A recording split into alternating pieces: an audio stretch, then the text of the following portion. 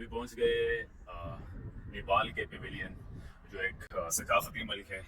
और मेरे ख्याल में इधर भी बादशाहत का कोई सिस्टम है, जो जिनका मेजर रिलीजन जो है हिंदुज़म है, और कुछ बुद्धिज़्म, क्रिश्चियनिटी और मुसलमान भाई भी हमारे नेपाल में रिहाइश पजीर हैं। और ये अंदर लेके चलते हैं आपको कि नेपाल के पेविलियन में अंदर क्या है और इन्होंने कौन सी चीज़। और वर्ल्ड टॉलेस्ट माउंटेन का रिकॉर्ड जो है वो इन्हीं लोगों के पास है, जो माउंट एवरेस्ट के नाम से दुनिया जानती है।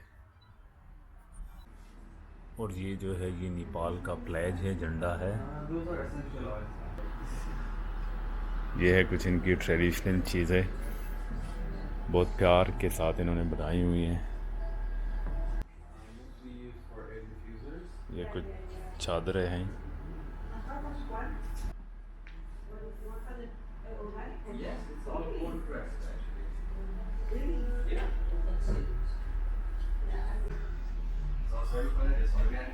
ये जो है ब्लैक इलायची जिसको हम कहते हैं वही है, और भी कुछ बहुत सारे नट वगैरह, ड्राई फ्रूट और ये मसाले के बहुत सारी चीज़ें नेपाल में पाए जाते हैं।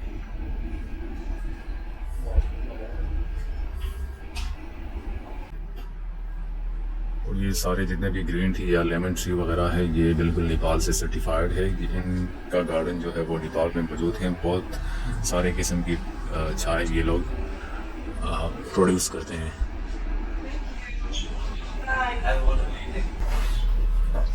और ये जो Himalayan wild mushroom, moral mushroom है, ये मेरे ख्याल में जितने भी ठंडे इलाके हैं दुनिया में, नॉर्दर्न एरियाज पाकिस्तान है, जहाँ स्नोफॉल होता है, स्नोफॉल के बाद जो है मौसम खुशगवार हो जाते हैं। जैसे जनवरी फरवरी मार्च का जो मौसम होता है, जनवरी फरवरी मार्च अप्रैल के बाद जो मौसम होता है, मई जून जुलाई अगस्त, इसी महीनों में अक्सर ये जो मशरूम है उगते हैं। और इसका जो है प्राइस मेरे ख्याल में बहुत ज़्यादा होता है।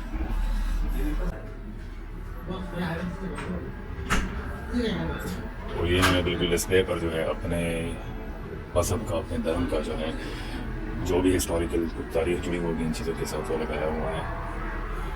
ये था नेपाल का पेविलियन, जिसमें उन्होंने अपने मज़हब के मुताबिक भी, जो लास्ट में मैंने आपको दिखाया, शायद ही उसका कोई पैरोकार या जो इनके मज़हब का जो बानी है, मैं भी, कि उसी का उन्होंने एक स्केच बनाया हुआ है, बुत बनाया हुआ रखा हुआ है। मेरे ख्याल में ये लोग इसी चीज़ों की इबादत भी करते हैं और अपने पास रखे भी है, और ख़ासकर डिस्प्ले में बिल्कुल। और बाकी जो आप लोगों ने देखा नट वगैरह, मोस्ट ऑफ टाइम जो है हमें चीज़ें बहुत सारी ऐसे भी मिलती हैं कि जो पाकिस्तान में भी पाए जाते हैं।